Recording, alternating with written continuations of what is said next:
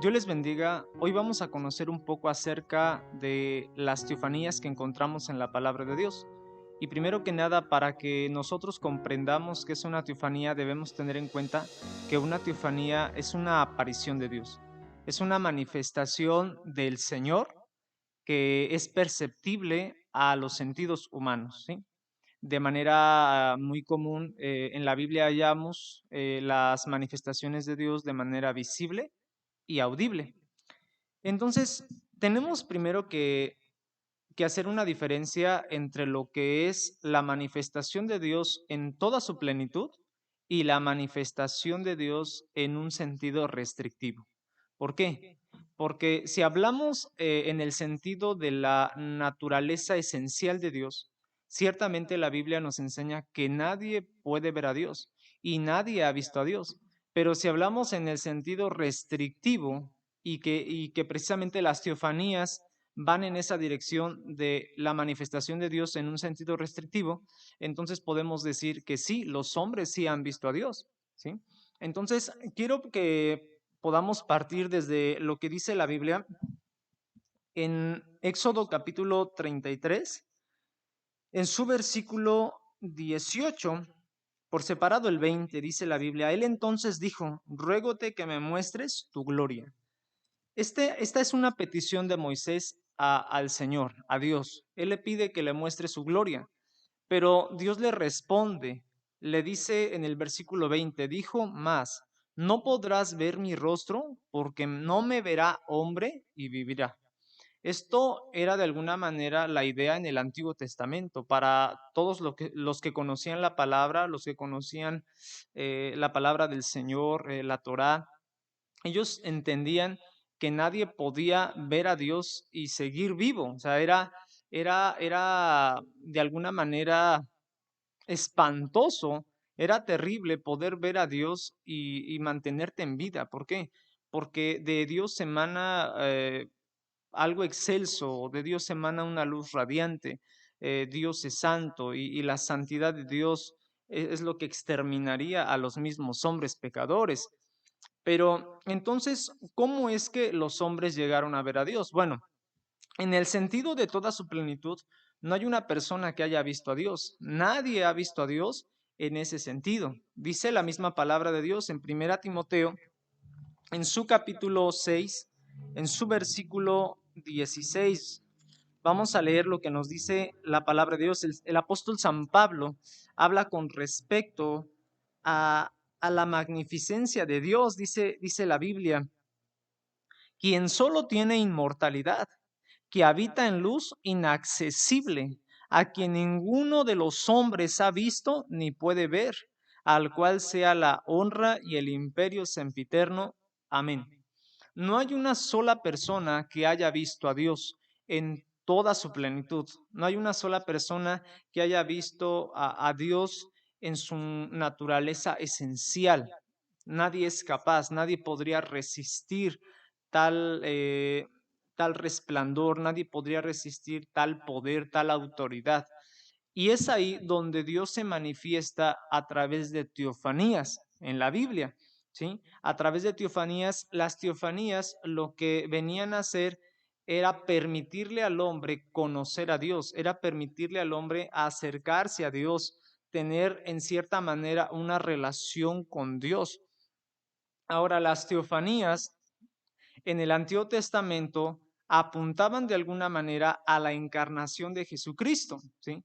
Jesucristo prácticamente viene a ser la teofanía final, pero no cualquier teofanía o no una teofanía a semejanza de las del Antiguo Testamento, sino en Cristo se cumple la manifestación de Dios de manera plena y de manera eterna. Vamos a ver la primera teofanía. Dice la Biblia en Génesis capítulo 32, versículos 24 al 30. Dice la palabra, y quedóse Jacob solo y luchó con él un varón hasta que rayaba el alba. Y como vio que no podía con él, tocó en el sitio del encaje de su muslo, y descoyuntóse el muslo de Jacob mientras con él luchaba. Y dijo, déjame que raye el alba. Y él dijo, no te dejaré si no me bendices. Y él le dijo, ¿cuál es tu nombre? Y él respondió, Jacob.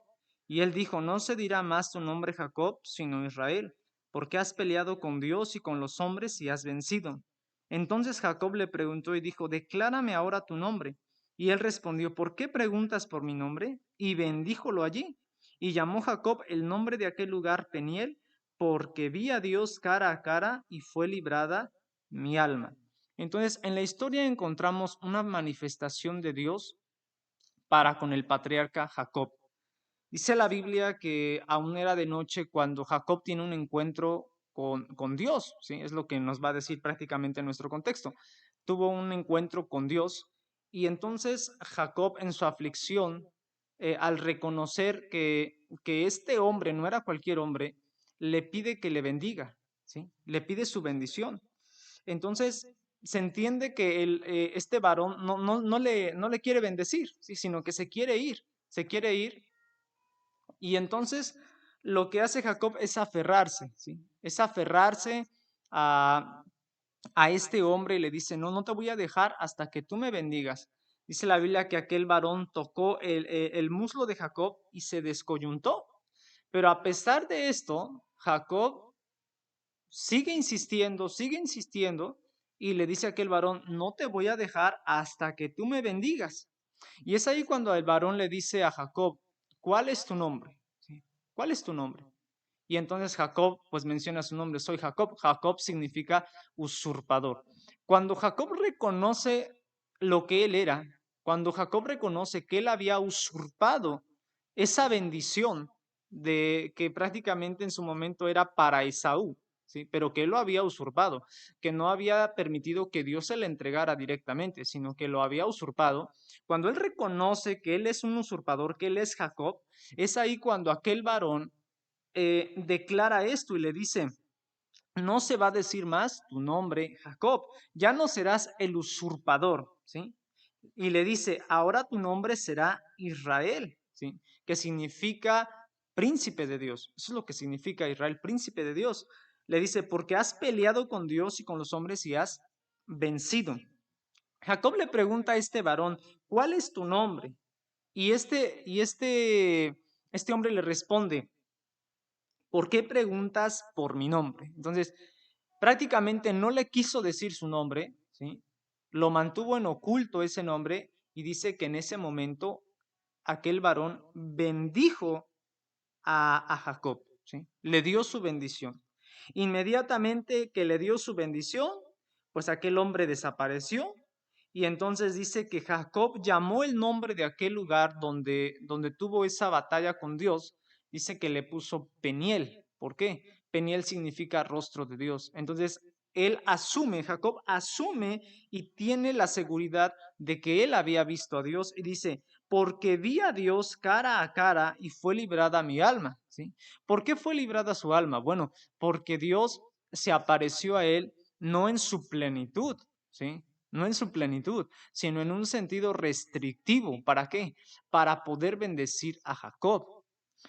Jacob nunca hubiese obtenido la bendición si Dios no se hubiese aparecido en ese aspecto, si Dios no se hubiese manifestado a él para bendecirle, ¿sí? Realmente Jacob no hubiese tenido ninguna oportunidad contra Dios. Estamos hablando de una gran diferencia.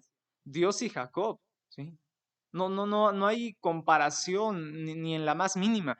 Pero entonces lo que sucede es que Jacob al aferrarse, la fortaleza de Jacob fue prácticamente su debilidad.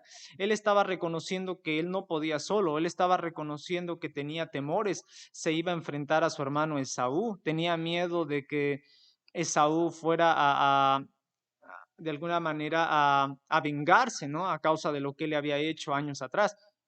Entonces él depende en cierta manera solamente del favor de Dios y por eso es que no le dejaba ir.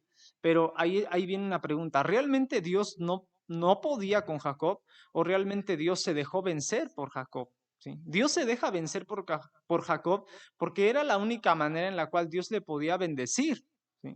Así que al final la gloria fue para Dios. Si nosotros analizamos bien la historia, la gloria fue para Dios y Dios manifestó su gracia y su misericordia para con aquel patriarca, ¿sí? Al dejarse vencer, él pudo bendecir a este hombre.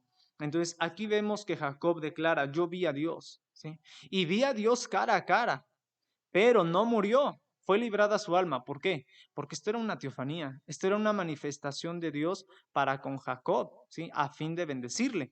Vamos a leer también otra parte en la Biblia y lo vamos a hacer en el libro de Josué en su capítulo 5, libro de Josué en su capítulo 5, en su versículo 13 al 15. Josué capítulo 5, versículos 13 al 15. Dice la Biblia, y estando Josué cerca de Jericó, alzó sus ojos y vio un varón que estaba delante de él, el cual tenía una espada desnuda en su mano. Y Josué yéndose hacia él le dijo, ¿eres de los nuestros o de nuestros enemigos? Y él respondió, no, mas príncipe del ejército de Jehová, ahora he venido. Entonces Josué, postrándose sobre su rostro en tierra, le adoró y díjole, ¿qué dice mi señor a su siervo? Y el príncipe del ejército de Jehová respondió a Josué, quita tus zapatos de tus pies, porque el lugar donde estás es santo. Y Josué lo hizo así. Tenemos una segunda teofanía y es la teofanía del guerrero de Dios, ¿sí? Dios se presenta a Josué en un aspecto de guerrero, en un aspecto de un soldado. Y dice la Biblia que mientras Josué estaba cerca de Jericó, mira a este hombre de lejos, se acerca a este hombre de lejos y le dice, ¿eres de los nuestros o eres de nuestros enemigos? ¿Por qué? Porque aunque Dios tenía un aspecto de un hombre y de un soldado, de un guerrero, ¿sí? Y traía su espada, una espada pues digamos común, ¿no? No era una espada sobrenatural, no era algo que Josué no pudiera percibir, era algo perceptible a los ojos de Josué, ¿sí? Y Josué le dice, ¿eres tú de los nuestros o de nuestros enemigos? ¿Por qué? Porque de alguna manera pues no lo identificaba como de ellos, pero a la vez él pensaba, ¿y qué tal si es de nuestros enemigos? Pero aquel varón le dice, no, ¿sí? No, prácticamente le responde que no, que él no es de ahí ni de allá, ¿sí? Él, ¿qué es? Él es el príncipe del ejército de Jehová. Él es del ejército de Jehová, el principado, ¿sí? El principal. Entonces, en ese momento, Josué dice que se postró, postró su rostro en tierra y le comenzó a adorar, ¿sí? Entonces, Josué le adora. Y esto es una muestra de reconocimiento a la autoridad. Él entiende que este varón viene de Dios, ¿sí? Él entiende que este varón no es cualquier persona, sino que es un enviado del cielo. Entonces, por eso le adora, por eso le honra. Y entonces lo que hace este guerrero es que él exige una adoración de acuerdo a lo que él es, ¿sí? Y aquí es donde vamos a identificar que este varón era Dios, ¿sí? Que este varón era Dios, porque dice la Biblia que después de que él se arrodilla y coloca, postra su rostro en tierra y le pregunta al Señor, le dice, Señor, pues, ¿qué dices a tu siervo? Dime qué tengo que hacer. Y el príncipe lo primero que le dice es, quita tus zapatos de tus pies, porque el lugar donde estás es santo, ¿sí? Entonces, este varón exige, ¿sí? Exige, tal cual. ¿Para qué? Exige una adoración correcta, correcta, para probar su divinidad, ¿sí? Él prueba que Él es Dios, Él prueba que Él es el Todopoderoso, Él prueba su santidad y su supremacía también. Es algo prácticamente similar a lo que le aconteció a Moisés tiempo atrás, cuando Moisés se dirige hacia la zarza y entonces el ángel de Jehová que estaba en la zarza, le dice a Moisés, no te allegues aquí, ¿sí? No te llegues aquí, sino quita tus sandalias de tus pies, porque el lugar que pisas santo es. ¿Por qué ese lugar era santo? Porque Dios estaba ahí, porque Dios estaba tocando ahí. Y todo lo que toca a Dios lo santifica por su sola presencia, por su sola autoridad, por su sola esencia. No hay pecado que pueda contaminar a Dios, no hay suciedad que pueda contaminar a Dios. Entonces, este varón le exige una adoración como él la merece, ¿sí? Y le dice, quita tus zapatos de tus pies, porque el lugar que tú estás pisando es santo. ¿Por qué era santo? Porque Dios estaba ahí. Dios estaba ahí frente a Josué. ¿Sí?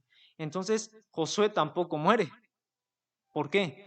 Porque Dios se había presentado a Josué en un sentido restrictivo. Es como que Dios colocaba un velo, ¿sí? Por así decirlo, un velo que no permitía a Josué ver en su plenitud lo que era Dios, ¿sí? ¿Para qué? Para que Dios pudiera comunicar su voluntad a Josué.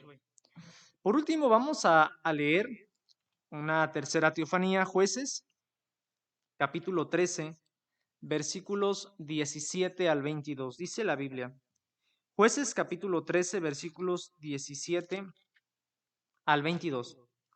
Entonces dijo Manoa al ángel de Jehová, ¿cómo es tu nombre? Para que cuando se cumpliere tu palabra te honremos. Y el ángel de Jehová respondió, ¿por qué preguntas por mi nombre, que es oculto? Y Manoa tomó un cabrito de las cabras y un presente y sacrificólo sobre una peña a Jehová. Y el ángel hizo milagro a vista de Manoa y de su mujer. Porque aconteció que como la llama subía del altar hacia el cielo, el ángel de Jehová subió en la llama del altar a vista de Manoa y de su mujer, los cuales se postraron en tierra sobre sus rostros. Y el ángel de Jehová no tornó a aparecer a Manoa ni a su mujer. Entonces conoció Manoa que era el ángel de Jehová. Y dijo Manoa a su mujer, ciertamente moriremos, porque a Dios hemos visto. ¿Sí? Entonces tenemos la teofanía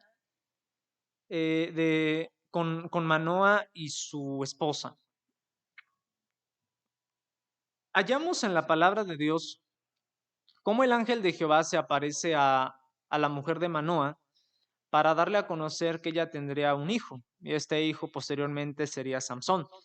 Y entonces lo que sucede es que la mujer le dice a su esposo, y Manoa clama a Dios pues para que de alguna manera Dios confirme su palabra, ¿no?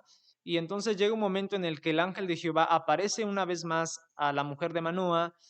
Esta mujer va a traer a su esposo. Manoa tiene una conversación con este varón y dice la palabra de Dios que Manoa le prepara un cabrito, ¿sí?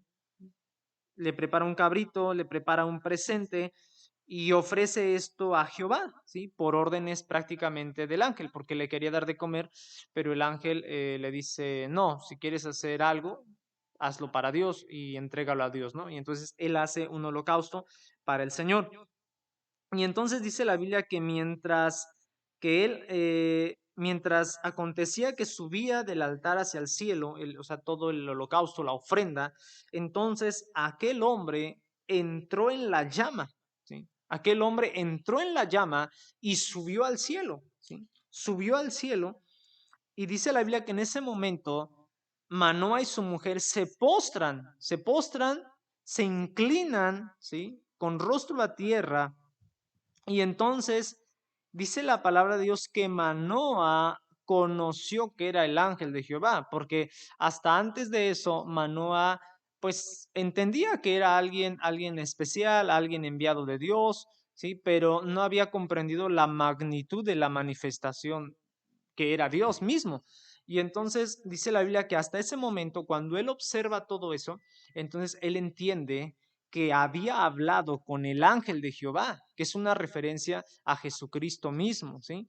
Es una manifestación preencarnada de Cristo. Entonces dice la palabra que le dice Manoa a su mujer, vamos a morir, ¿sí? Vamos a morir porque a Dios hemos visto a Dios, vamos a morir. Pero sin duda la Biblia pues enseña que no murieron después de este acontecimiento. ¿Por qué? Porque de alguna manera Dios tenía esos planes para con ellos. Él quería manifestar su voluntad y quería dar a conocer su palabra, pero a la vez vemos que Dios tomó a bien la ofrenda de Manoa, ¿sí? El holocausto de Manoa y vemos que ellos no mueren. ¿Por qué no mueren? Porque de alguna manera Dios se había aparecido a ellos en una teofanía, en una manifestación visible, audible, pero restrictiva, no en su plenitud, porque nadie puede ver a Dios y vivir. Así que así como estas teofanías, en la Biblia podemos hallar muchas teofanías, muchas teofanías, ¿sí? Pero quiero finalizar con algo. Cristo es la manifestación final de Dios, ¿sí? Cristo es la manifestación final de Dios y eterna de Dios, ¿sí? Porque antes, pues las teofanías eran una manifestación de Dios, pero de manera temporal. Decía al principio, esto apuntaba a la encarnación de Jesucristo, pero estas teofanías eran manifestaciones humanas temporales. Pero cuando Cristo es manifestado en carne, esta manifestación llega a su plenitud y llega a ser eterna, llega a ser para siempre, ¿sí? Entonces, vamos a ver lo que nos dice la carta a los Hebreos en su capítulo 1, en su versículo 3, dice la Biblia, el cual siendo el resplandor de su gloria y la misma imagen de su sustancia, y sustentando todas las cosas con la palabra de su potencia, habiendo hecho la purgación de nuestros pecados por sí mismo, se sentó a la diestra de la majestad en las alturas. Este versículo de la Biblia está hablando de la persona de Jesucristo. ¿Y qué se dice de Jesucristo? Dice, Él, Él es el resplandor de su gloria. ¿Sí? Él es el resplandor de la gloria de Dios. ¿Sí? Y dice, y no solo el resplandor de esa gloria, Él es la misma imagen de su sustancia. ¿Sí? Cristo es cosustancial con el Padre. Entonces, Él es la imagen de su sustancia. Por eso es que en Cristo se halla la manifestación de Dios final y eterna, final y eterna. Por eso es que nuestro Señor Jesús cuando predicaba y uno por ahí le dijo, Señor, muéstranos al Padre. Cristo le responde, el que me ha visto al Padre. ¿Sí? El que me ha visto al Padre. Y es ahí donde surge mucho esta pregunta. ¿Veremos a Dios? ¿Sí? ¿Veremos a Dios? El día que estemos delante del Señor, ¿realmente le veremos? Pues la respuesta es sí, claro que le veremos. Pero ¿a quién veremos realmente? Porque de lo que sí se nos habla la palabra de Dios es que al Cristo manifestarse a los hombres, hemos de ver a Jesucristo. ¿Sí? Hemos de ver a Jesucristo y hemos de estar con el Señor por toda la eternidad. Ver a Jesucristo es ver a Dios mismo. ¿Sí? El hecho de que veamos a Jesucristo y estemos un día con el Señor, no vamos a tener más necesidad de querer ver algo más. Ver a Cristo es ver a Dios mismo. Ver a Jesucristo es ver y conocer todo de Dios. Y un día veremos a Dios y un día estaremos con Dios porque Cristo es Dios. He aquí la Virgen concebirá y parirá un hijo y llamará su nombre Emanuel, que traducido es con nosotros Dios. ¿Sí? Jesucristo es Dios. Cualquiera que quiera ver a Dios tiene que creer en Jesucristo. En Jesucristo, Jesucristo es la manifestación completa, plena y eterna de Dios mismo. Dios les bendiga.